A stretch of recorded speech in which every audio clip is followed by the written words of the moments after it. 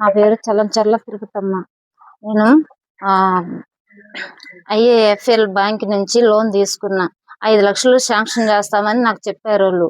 సరే సార్ 50 పైసలు వడ్డీ అని కూడా చెప్పారు. సరే దానికి నేను ఒప్పుకొని తీసుకున్నా. నాకు తీర్మానం పట్టా కూడా ఓళ్ళే చేయించారు సార్.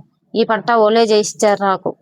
నాకు రేపు లోన్ ఇస్తామనగా ఈ రోజు బ్యాంక్ పిలిచి సంతకాలు పెట్టించుకున్నారు.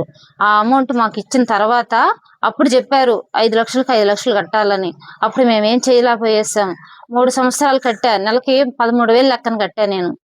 3 సంవత్సరాలు కట్టిన తర్వాత ఇంక నేను కట్టలేనని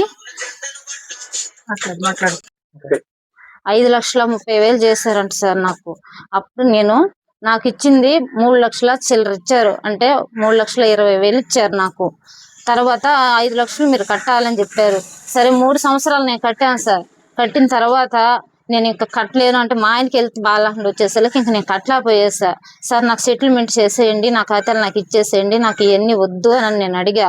1,60,000 కట్టు, నీ ఖాతాలు నీకు ఇప్పించేస్తాను నేను. వాళ్ళందరు లాంటి వాడిని నేను కాదు, నేను మంచోడిని, నేను నీకు ఇప్పిస్తాను అని చెప్పాడు. నన్ను నమ్మిచ్చాడు. నేను 1,60,000 తెచ్చుకున్నా కట్టేయాలని.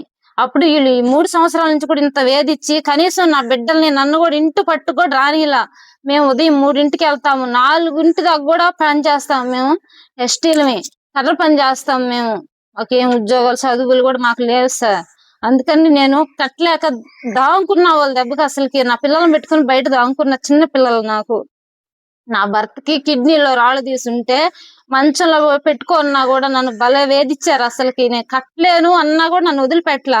లేదంటే మీ కుటుంబంలో ఎవరు ఒకరు చనిపోతే అప్పుడు మేము ఆ లోన్ మీకు రద్దు చేస్తామని కూడా చెప్పారు నాకోళ్ళు.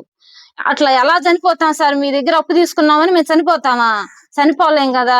అందుకని మేము కొన్ని రోజులు ఇల్లు వదిలిపెట్టి దాంకున్నా, పక్కనే దాంకున్నా నేను.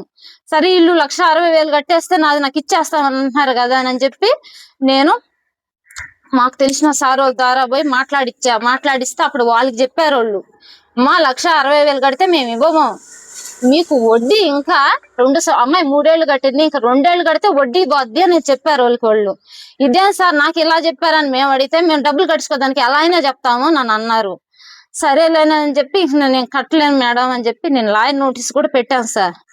పెట్టిన తర్వాత కూడా వాళ్ళు నన్ను వదల్లా, అడుగుతూనే ఉన్నారు.